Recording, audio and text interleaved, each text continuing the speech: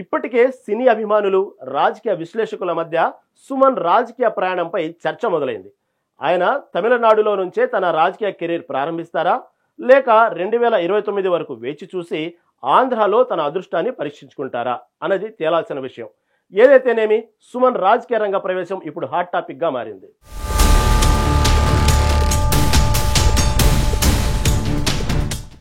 ఆంధ్రప్రదేశ్ రాజకీయాల్లోకి ఎంట్రీపై సీనియర్ నటుడు సుమన్ ఆసక్తికర వ్యాఖ్యలు చేశారు. ఓ కార్యక్రమంలో పొలిటికల్ ఎంట్రీపై మీడియా ప్రతినిధులకు క్లారిటీ ఇచ్చారు. పొరుగు రాష్ట్రం నుంచి తనకు టికెట్ ఆఫర్ వచ్చిందని, కానీ తాను అంత ఇంట్రెస్ట్ గా లేనని చెప్పారు. అయితే వచ్చి ఎన్నికల నాటికి ఏపీ రాజకీయాల్లోకి ఎంట్రీ ఇస్తానని క్లారిటీ ఇచ్చారు. అలాగే ఏపీలో కూటమి ప్రభుత్వ పాలనపై స్పందించారు సుమన్.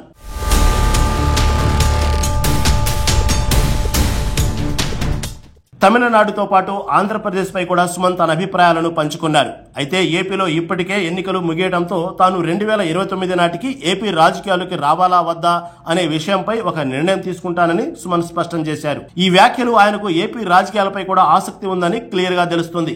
రాజకీయం గురించి ఏదో అడిగారండి. సో రాజకీయ ప్రశ్న ఎలక్షన్ ఏం లేదు, ఎలక్షన్ అయిపోయింది. నెక్స్ట్ ఎలక్షన్ వచ్చినప్పుడు చూద్దాం. వేరే రాష్ట్రాల్లో వేరే ఎలక్షన్స్ ఇప్పుడు 26లో ఉన్నాయి, వాటికి పిలుస్తున్నారు. దాని గురించి ఆలోచించి తర్వాత నిర్ణయం తీసుకుంటాం. తమిళనాడులో ఇప్పుడు ఎలక్షన్ ఉంది, తమిళనాడు ఎలక్షన్స్ కి పిలుస్తున్నారు. రండి సార్, మీకు టికెట్ కావాలంటే మీకు టికెట్ ఇస్తాం అంటున్నారు. నేను ఉండేది వేరే ఊరు అండి, ఇది జరిగేది వేరే ఊరు, నేను తర్వాత నేను చెప్తాను చెప్పండి. నేను పుట్టింది పెరిగింది తమిళనాడు కాబట్టి వాళ్ళు ఎందుకో ఇప్పుడు ఆఫర్ ఇచ్చారు.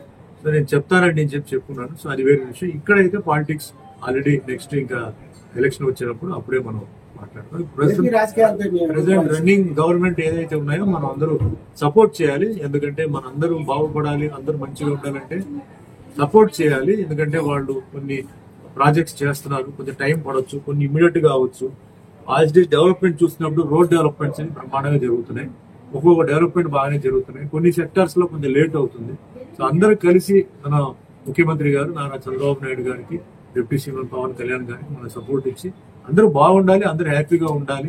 ఇక్కడ వచ్చేసి అది లేదు ఇది లేదు అని చెప్పి అందరినీ సాటిస్ఫై చేయాలంటే చాలా కష్టం అవుతుంది, టైం పడుతుంది.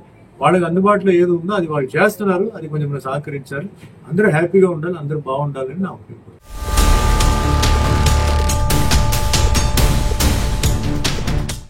గతంలో కూడా నటుడు సుమన్ ముఖ్యమంత్రి చంద్రబాబుపై ప్రశంసలు కురిపించారు. ప్రస్తుత పరిస్థితుల్లో చంద్రబాబు వంటి అనుభవజ్ఞుడైన నాయకుడు ముఖ్యమంత్రిగా ఉండటం ప్రజల అదృష్టమని వ్యాఖ్యానించారు. తన పొలిటికల్ రీ ఎంట్రీ గురించి కూడా స్పష్టత ఇచ్చారు.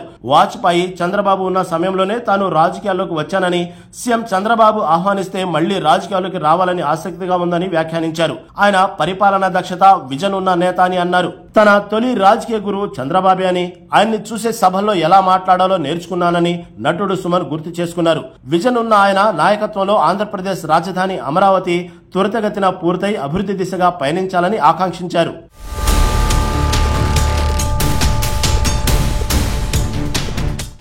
40 ఏళ్ల నటనానుభవం ఉన్న సినీ నటుడు సుమన్ 1978లో నీచల్ కులంతో తెరంగేట్రం చేశారు. ఇద్దరు కిలాడీల చిత్రంతో తొలిసారి తెలుగు ప్రేక్షకులు ముందుకొచ్చిన సుమన్ 90వ దశకంలో తిరుగులేని హీరోగా గుర్తింపు సంపాదించారు. అనంతరం క్యారెక్టర్, విలన్ రోల్స్ లో ప్రేక్షకులను అలరిస్తున్నారు. 2021లో దాదాసాహెబ్ ఫాల్కే పురస్కారాన్ని కూడా అందుకున్నారు. నటనలో కొనసాగుతూనే 1999లో టీడీపీలో చేరిన సుమన్ పార్టీకి మద్దతుగా పలుమార్లు ఎన్నికల ప్రచారంలో పాల్గొన్నారు. అయితే 2004లో బీజేపీలో చేరారు. అయితే ఆ తర్వాత రాజకీయాలకు దూరంగా ఉంటున్నారు.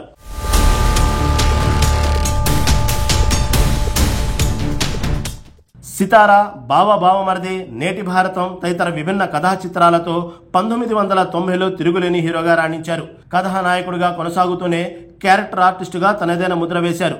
ముఖ్యంగా అన్నమయ్య, శ్రీరామదాసు లాంటి సినిమాల్లోనూ భక్తి ప్రధాన పాత్రలతో తెలుగు ప్రేక్షకుల్లో సుస్థిర స్థానాన్ని సంపాదించుకున్నారు. మరోవైపు రజనీకాంత్ కథానాయకుడిగా వచ్చిన శివాజీ సినిమాలో ప్రతినాయకుడిగా నటించి విలన్ గాను మంచి గుర్తింపు తెచ్చుకున్నారు. ఆయన కరాటే ప్లేయర్ కావడం విశేషం. అంతేకాక సుమన్ 2021లో లెజెండ్ దాదాసాహెబ్ ఫాల్కే పురస్కారాన్ని అందుకున్నారు.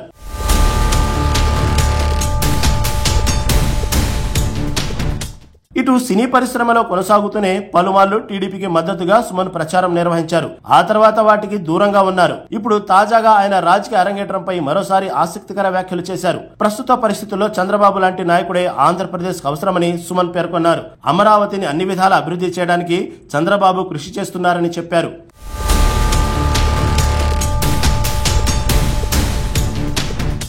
సుమన్ రాజకీయ ప్రయాణం ఎక్కడ మొదలవుతుందనేది ఇప్పుడు ఆసక్తికరంగా మారింది.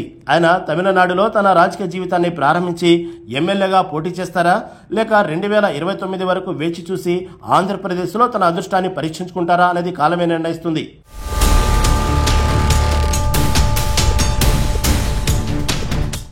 ఏదేమైనా సుమన్ రాజకీయ రంగ ప్రవేశంపై సినీ అభిమానులు, రాజకీయ వర్గాల్లో చర్చ మొదలైంది. ఆయన ఏ పార్టీలో చేరబోతున్నారు, ఏ నియోజకవర్గం నుంచి పోటీ చేయబోతున్నారు అనే అంశాలపై భవిష్యత్తులో క్లారిటీ వచ్చే ఛాన్స్ ఉంది.